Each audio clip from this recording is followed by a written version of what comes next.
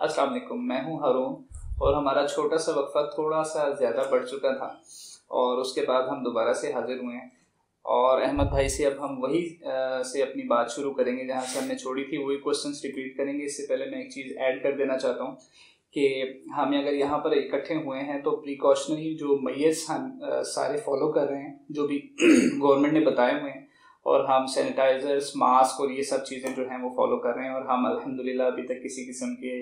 Virus سے affected نہیں ہیں۔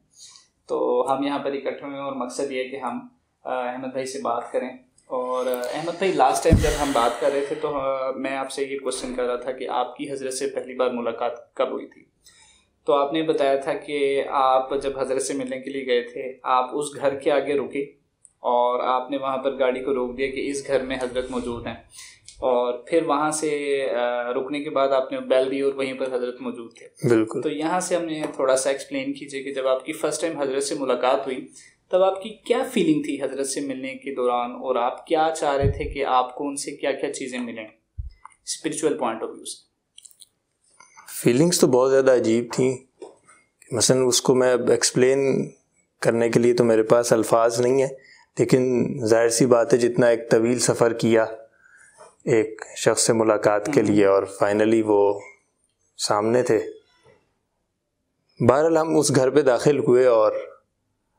حضرت صاحب، وہ اندر محفل لگی ہوئی تھی کافی، حضرت صاحب تشریف فرما تھے۔ پھر حضرت نے فرمایا، اندر جن کے گھر میں ہم موجود تھے نا،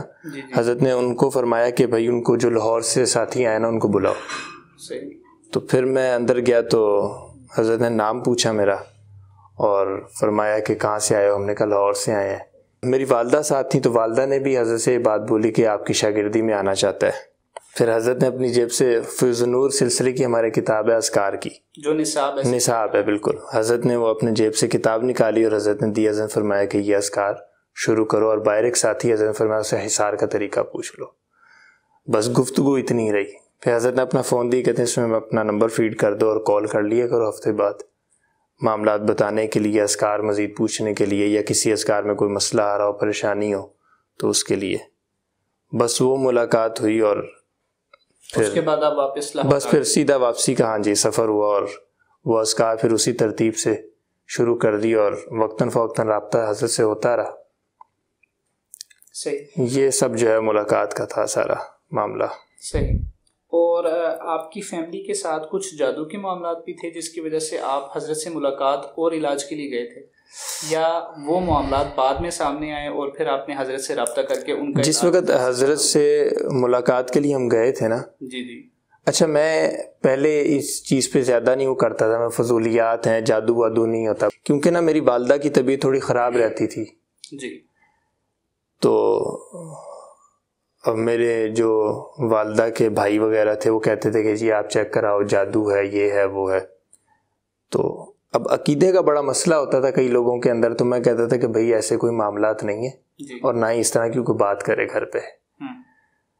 تو خیر حضرت کو جب دیکھا تھا تو یہ تو چیزیں کافی کلیئر ہو چکی تھی کہ بھئی صحیح العقیدہ لوگ ہیں، اور تو وہاں پہ پھر کوئی پریشانی نہیں تھی۔ تو والدہ نے اپنا وہاں پہ نا جادو چیک کروایا تھا، لیکن ہم اس نیت سے نہیں گئے تھے کہ جی جادو چیک کرنا ہے، ہاں کہ معاملہ ہے یا نہیں ہے، نہ ہی جب حضرت سے ملاقات ہوئی تو اس طرح کی کوئی گفتگو کی۔ لیکن جب اذکار شروع کیے نا تب یہ کچھ معاملات جو ہے نا ہمارے سامنے آیا، اور وہ میں آپ کو بیان نہیں کر سکتا۔ باقاعدہ طور پہ ہماری یہ جو بجلی ہے نا یہ جل بجھ جائے، اکثر وہ ہارر موویز کے اندر دکھاتے ہیں کہ بھئی بجلیاں جو ہے وہ بند ہو رہی ہیں اور جل رہی ہیں، تو ہمارے گھر میں اس طرح تک ہوا ہے۔ اس کے علاوہ وہ کیا چیزیں تھیں جس سے آپ کو محسوس ہوا کہ اب کچھ معاملات ایسے ہو رہے ہیں جو کہ بگاڑ کی طرف جا رہے ہیں، اور ہو سکتا ہے اس کے پیچھے اصل میں بگاڑ کی طرف ہم نے یہ سوچا ہی نہیں سرے سے کبھی بھی کہ بگاڑ کی طرف معاملہ جا رہا ہے، کیونکہ ذکر اذکار شروع جب کیے تھے نا تو ایک ہلچل جو ہے نا مچنی شروع ہو چکی ہوئی تھی ہر طریقے سے، ہر لحاظ سے۔ مثلا کہ معاملات نا سامنے آنا شروع ہو چکے ہوئے تھے کہ کوئی نہ کوئی معاملہ جیسے دبا ہوا تھا، تو جب ذکر اذکار کیے نا تو وہ کوئی چوٹ پہنچی ہے تو وہ چیز جو ہے نا باقاعدہ طور پہ ظاہر میں مقابلے میں کھڑی ہوئی ہے۔ تو یہ آئیڈیا ہونا شروع ہو چکا ہوا تھا کہ یہ معاملات جو ہے نا چھپے ہوئے تھے جو کہ ظاہر ہو رہے ہیں، اور باقاعدہ طور پہ میں آپ کو بتا رہا ہوں کہ یہ لائٹیں جلتی تھی، بجھتی تھی، مثلا بیٹھے بیٹھے ٹیوب میں سے دھوئیں نکلنے لگ پڑے، کئی لوگ جو ہے یہ سن کے کہہ سکتے ہیں کہ جی ہو سکتا ہے ان کے گھر کی وائرنگ میں مسئلہ ہو، لیکن اس طرح کا کوئی ایشو نہیں تھا. ہم نے سارا کچھ چیک کروایا تھا باقاعدہ طور پہ. یہ روحانی مسئلہ تھا. بہرحال یہ ہوا ہوتے ہوتے ہوتے آہستہ آہستہ کلیئر ہو کے تقریباً سال لگا اس کے اندر، اور اس کے بعد سارے معاملات کلیئر ہو گئے الحمدللہ اس کے بعد کلیئر ہوا. اب یہ بتائیے احمد بھائی کہ جب آپ نے سلسلے کا جو نصاب ہے فیوز و نور جسے کہا جاتا ہے، یہ میں تھوڑا سا ایکسپلین کر دوں کہ سلسلے کی ایک چھوٹی سی کتاب ہے، اس کو فیوز و نور کہا جاتا ہے. اس کے اندر مخصوص اذکار ہیں جو قرآن مجید کی مخصوص آیات ہیں اور درود شریف ہیں. تو وہ دیا جاتا ہے اس شاگرد کو جو سلسلے کے ساتھ جڑتا ہے اور سلسلے میں آتا ہے، حضرت سے بیعت ہوتا ہے، اس کو وہ اذکار دیے جاتے ہیں اور وہ ان اذکار کو ترتیب سے جو ہے وہ ان کا ذکر کرتا ہے. اور اس سے یہ ہوتا ہے کہ اس پر اللہ تعالیٰ مختلف انوارات جو ہیں، اللہ تعالیٰ کے مختلف انوارات اس پر آتے ہیں، اس پر مختلف علوم کھلتے ہیں، اور ہر انسان کی کیفیت فیوز و نور پڑھتے ہوئے مختلف ہوتی ہے. تو اس حوالے سے ہم احمد بھائی سے پوچھتے ہیں کہ جب یہ فیوز و نور کر رہے تھے تو اس کی کیا ترتیب تھی، اور احمد بھائی نے جو فیوز و نور پڑھی ہے اس دوران احمد بھائی کن کیفیات سے گزرے ہیں؟